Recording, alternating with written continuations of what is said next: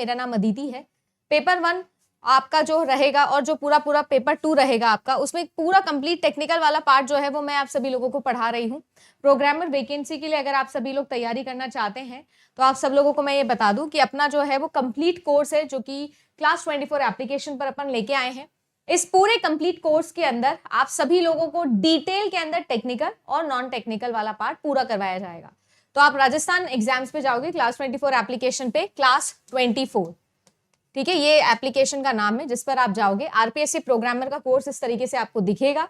Course के features, पूरा about course के अंदर स्केड्यूल, सारी चीजें आपको मिल जाएगी और टेक्निकल प्लस नॉन टेक्निकल की सारी क्लासेस आपको मिलेगी, है ना। 5+1 सीरीज अभी चला रखी है, जिसके अंदर 5 दिन आप लोगों को मैं क्लासेस रिकॉर्ड करके दे रही हूँ और जो आप लोगों का 6th डे होता है उसमें आप लोगों का लाइव डाउट क्लियरिंग सेशन होता है, जिसमें पूरा रिविजन, साथ ही साथ आप लोगों की प्रीवियस या नेट और गेट के एमसीक्यूज जो है वो होंगे।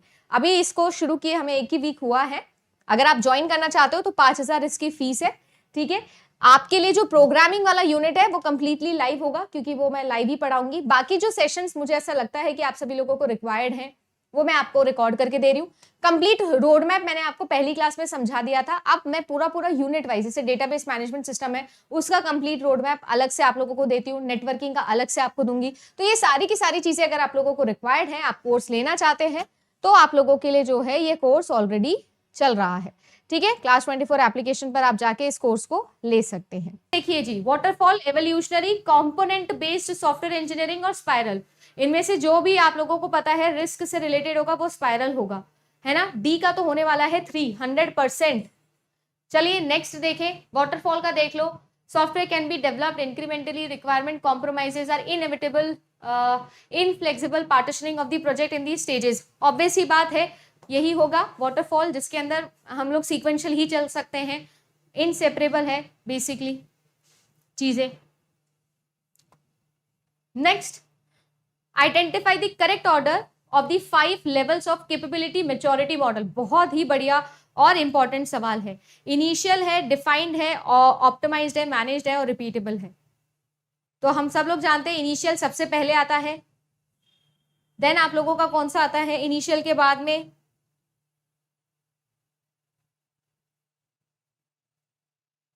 मन से रिवाइज करना पड़ेगा, हाँ बिल्कुल मन से ही रिवाइज करना है। देखो, इनिशियल लेवल आता है सबसे पहले, फिर मैनेज लेवल आता है, फिर डिफाइंड लेवल आता है, आई थिंक, है ना। CDA आप लोगों का आंसर होना चाहिए था।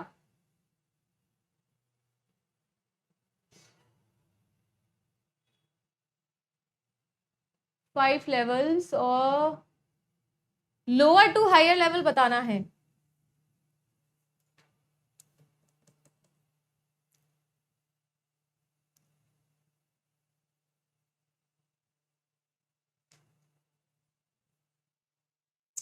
ऑप्शन नंबर बी आना चाहिए था एंड में, ठीक है। इसमें कुछ झोल नहीं लग रहा क्या आप लोगों को? देखो, मेरे हिसाब से रिपीटेबल वाला जो ऑप्शन है, अगर मैं इसको हटा दूं तो आंसर आना चाहिए आप लोगों का कि सबसे पहले तो इनिशियल स्टेट में आते हैं, फिर डिफाइंड स्टेट में आते हैं, ठीक है। नहीं, मैनेज्ड पहले आता है यार, डिफाइंड से पहले तो मैनेज्ड आता है ना। डी आना चाहिए पहले, फिर ए आना चाहिए, फिर आप लोगों का बी आना चाहिए। DAB, DAB तो किसी में है ही नहीं। इस क्वेश्चन में आपको भी लग रहा है या मेरा ही गलत है? Initial, repeatable, defined, managed, optimised.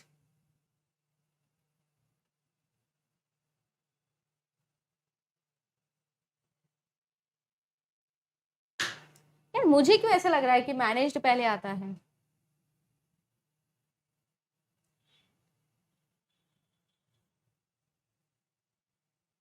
Initial, managed, defined,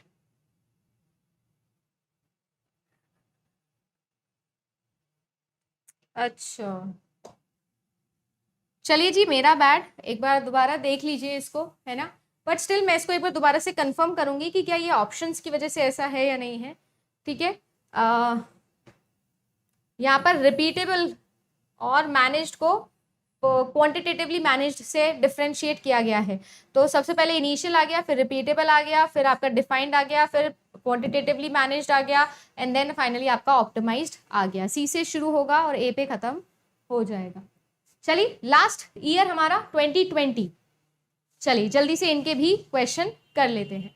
initial, repeatable, defined, manage फिर से आ गया।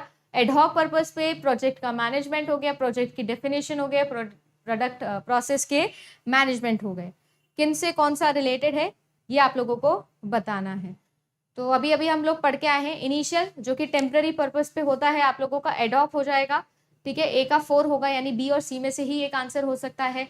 रिपीटेबल, वैसे डिफाइंड का भी यहाँ पर सीधा सीधा पता चल ही रहा है हम लोगों को, है ना। सी का आप लोगों का 2 होगा, यानी correct answer option number C. Defined का प्रोसेस को डिफाइन करना है, और मैनेज का मेजरमेंट के ऊपर है, रिपीटेबल का प्रोजेक्ट से मैनेजमेंट से रिलेटेड हो जाएगा। नॉर्मल मैनेजमेंट आप लोगों का होता है। हाँ, ये दो अलग अलग है मोहित, जो मैंने पढ़ा है या मैंने जो आप लोगों को पढ़ा है वो मैनेज्ड अलग है और एक क्वांटिटेटिवली मैनेज्ड अलग लेवल है, ठीक है ना। बट यहाँ पर जो मैनेज वाला है उसको रिपीटेबल के नाम से दिया हुआ है। तो इन शॉर्ट आप उसको ही पहले लेंगे, फिर डिफाइंड को लेंगे, फिर फाइनल वाला जो हम मैनेज्ड समझ रहे हैं वो आएगा, फिर आपका ऑप्टिमाइज्ड आएगा, ठीक है। ये एकदम इनिशियल फेज में है कंपनी, एडहॉक पर्पस से कोई काम किया था भाई, फिर धीरे धीरे उन्होंने अपना डेफिनेशन शुरू किया, फिर उन्होंने उसे और अच्छे से डिफाइन करना स्टार्ट कर दिया और डॉक्यूमेंट करना शुरू कर दिया, फिर धीरे धीरे जो है वो ऑप्टिमाइज करना शुरू कर दिए। सी था ना आंसर इसका, तो हाँ सी था। आगे चले, अरेंज करना है तो अरेंज कर दीजिए। देखिए सबसे पहले हम लोग है ही नहीं, जो हम सबसे पहले करते फंक्शनल वो तो है ही नहीं। देखो कम्युनिकेशनल है, लॉजिकल है, सीक्वेंशियल है, टेम्पोरल है और प्रोसीजरल है। तो अगर मैं इन सब में सबसे खराब बोलूं तो कौन सा होता है सबसे खराब, बोले तो वर्स्ट टाइप, बेस्ट से वर्स्ट पे जाना है तो कम्युनिकेशनल पहले आना चाहिए था या सीक्वेंशियल पहले आना चाहिए। मैम सीक्वेंशियल पहले आएगा, सीक्वेंशियल पहले आएगा, ये तो हटाइए जी, ठीक है जी, ये बिल्कुल सही है। और इन सब में सबसे लोएस्ट कौन सा है, लॉजिकल सबसे लोएस्ट है, ओहो स्मार्ट। देन टेम्पोरल, ये भी सही है मैम, ठीक है जी, लॉजिकल हो गया, टेम्पोरल हो गया, प्रोसीजरल आएगा उसके बाद में, यानी कि ई आना चाहिए, ऑप्शन नंबर डी आना चाहिए। यस, ऑप्शन नंबर डी, ठीक है जी। देख लीजिए, coincidental, logical, temporal, procedural, communicational, sequential and functional.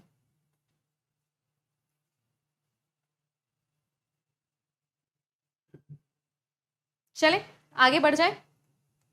Next आपको ये बताना है कि modifying the software by restructuring is called as adaptive, corrective, perfective या प्रिवेंटिव। मॉडिफाई करना रीस्ट्रक्चर करके। अच्छा, अभी अभी हम लोगों ने इसके ऊपर बात करी थी कि चारों का क्या काम होता है। एनवायरमेंट के अकॉर्डिंग अडेप्टिवली काम करवाना अलग चीज है, और रीस्ट्रक्चर ही कर दिया तो फ्यूचर पर्सपेक्टिव से ही सोच के काम कर रहे हैं क्या यहाँ पर?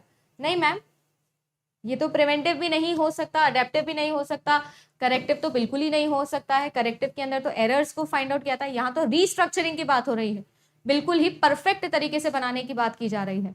Option number C, very good. Next देखिए, which one of the following is a behavioural. Behavioural testing कौन सी होती है ma'am? Ma'am black box testing होती है। ब्लैक बॉक्स टेस्टिंग, जिसको हम लोग क्या बोलते हैं, जिसको हम लोग ओपेक भी बोलते हैं, ठीक है जी। बिहेवियरेबल इसी को बोलते हैं, नॉन स्ट्रक्चरल भी इसी को बोलते हैं, if I am not wrong. सही है ना, अभी पढ़ा था हम, यही सारे होते हैं नाम इसके। और कोई नाम याद आ रहा है क्या?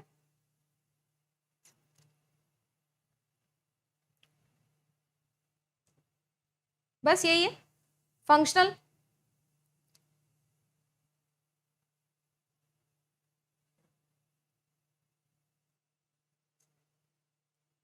भी इसी को बोलते हैं। तो बेसिकली अगर मान लो ये मेरा सॉफ्टवेयर है, तो क्या इनपुट दिया और उस इनपुट के बिहाफ पर क्या आउटपुट आया, ये मात्र चेक करने के लिए ब्लैक बॉक्स टेस्टिंग लगाते हैं। इक्विवेलेंस पार्टीशनिंग बिल्कुल सही, ये भी आपकी कौन सी होती है, हमारी बिहेवियरेबल टेस्टिंग टेक्निक्स के अंदर आती है, बिल्कुल सही है मैम।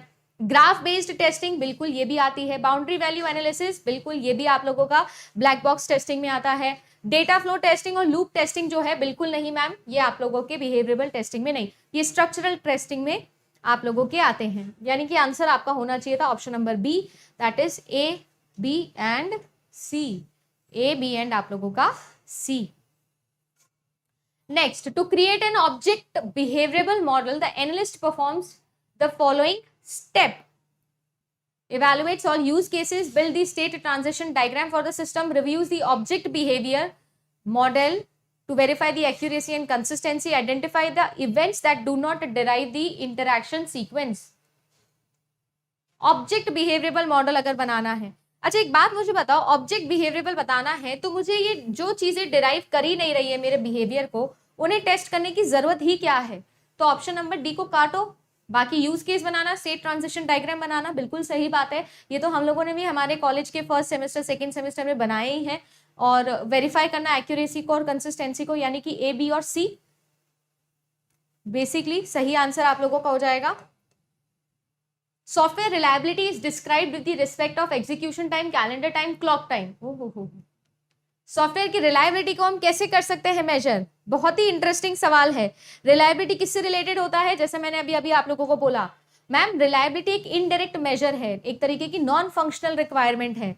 और जो रिलायबिलिटी है मैम, वो आपके बाकी सभी मेजर्स का जो है इनडायरेक्ट आउटपुट है। तो ये जो है ये आपके टाइम, कॉस्ट, आपका प्रोडक्टिविटी, इफेक्टिवनेस, सब चीजों में आती है मैम। यानी कि एग्जीक्यूशन टाइम पे कितने टाइम में खत्म किया, क्लॉक टाइम, सारी की सारी चीजों पर ही आपकी सॉफ्टवेयर रिलायबिलिटी आ सकती है। तो यानी कि मैं ऑल यहाँ पर सही आंसर लगा सकती थी, all of the above. Very good Nisha, very good Smriti, Savita, Ashrafiya, very good, Rampi, सही है। अगला प्रश्न देखें। Quality control involves the series of inspections, reviews, test throughout the software process. ठीक है। Quality assurance consist of auditing and reporting of the function management. देखो बहुत ही basic सी understanding है, दोनों स्टेटमेंट बिल्कुल ठीक कह रहे हैं मैम, इसमें कोई गलत बात नहीं है, एकदम बेसिक सी बातें यहाँ पर कह रहे हैं। क्वालिटी कंट्रोल जो होता है उसके अंदर आप इंस्पेक्ट करोगे, रिव्यू करोगे, फिर एक रिपोर्ट जनरेट करोगे, अश्योरेंस के थ्रू ऑडिटिंग करोगे। ठीक है। ऑब्जेक्टिव वे से कौन सी की जाती है? ऑडिटिंग की जाती है, या क्वालिटी अश्योरेंस असेसमेंट किया जाता है ना, अश्योरेंस किया जाता है, असेसमेंट। और जो है आप लोगों के लिए सब्जेक्टिव मैनर में हम क्या कर सकते हैं? कंट्रोल मेजर्स कर सकते हैं, जैसे कि वेरिफिकेशन एक आप लोगों का क्वालिटी कंट्रोल है। ठीक है। दोनों ही स्टेटमेंट बिल्कुल सही है। नेक्स्ट क्वेश्चन देखिए, एक छोटा सा क्वेश्चन यहां पर आप लोगों को मैं देके जा रही हूं।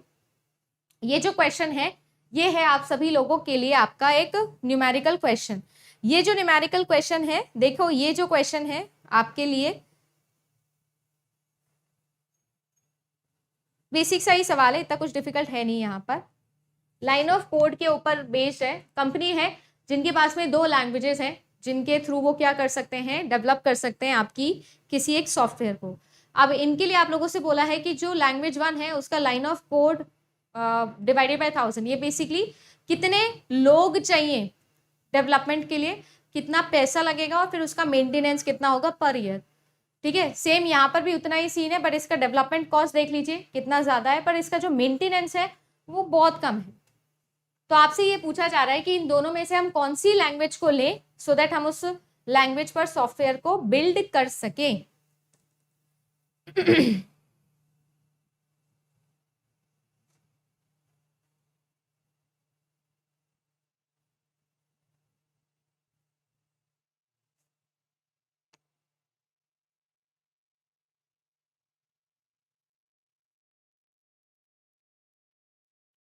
Also, the software has to be maintained for the next 10 years. Various parameters of the 2 languages given below. The total cost of the project includes the cost of the development and cost of the maintenance.